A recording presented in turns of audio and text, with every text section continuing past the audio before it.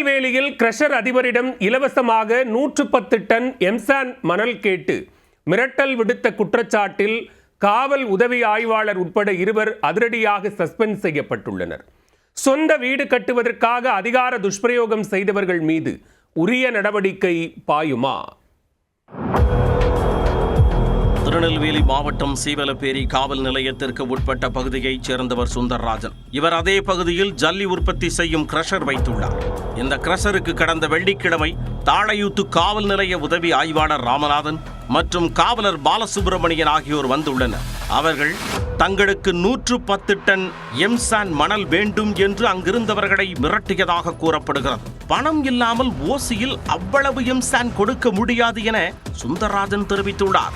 அதை கேட்டு ஆத்திரமடைந்த எஸ்ஐ மற்றும் காவலர் அங்கிருந்து கிளம்பி சென்றுள்ளனர். இருந்தபோதும் தொடர்ந்து செல்போன் மூலமாகவும் நேரடியாகவும் மிரட்டல் விடுத்துள்ளனர். பொறுத்து பார்த்த சுந்தர்ராஜன் எஸ்ஐ மற்றும் காவலர் 2 கிரஷருக்கு வந்து சென்ற சிசிடிவி காட்சிகள், செல்போன் உரையாடல்கள் ஆகியவற்றை ஆதாரமாக கொண்டு மாவட்ட காவல் கண்காணிப்பாளர் பிரசன்னகுமாரிடம் புகார் மனு அளித்துள்ளார்.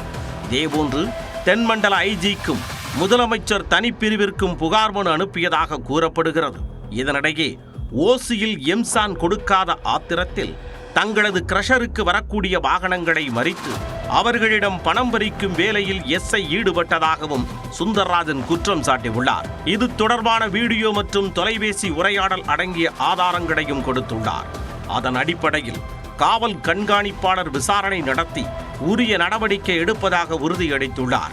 இந்த புகார் குறித்து போலீசார் தீவிர விசாரணை மேற்கொண்டுள்ளனர். விசாரணையில் அவர்கள் வீடு கட்டுவதற்காக 110 டன் எம்சாண்ட் மணல் கேட்டதை ஒப்புக்கொண்டுள்ளனர். இதையடுத்து 2 பணியிடை நீக்கம் செய்து காவல் கண்காணிப்பாளர் பிரசன்னகுமார் அதிரடி உத்தரவிட்டுள்ளார். கிரஷர் அதிபரை மிரட்டி ஓசியில் எம்சாண்ட் மணல் கேட்ட புகாரில் எஸ்ஐ மற்றும் காவலர் ஆகிய 2 மீதும் துறை ரீதியாக நடவடிக்கை எடுக்கப்பட்ட சம்பவம் திருநெல்வேலியில் பெரும் பரபரப்பை ஏற்படுத்தியது.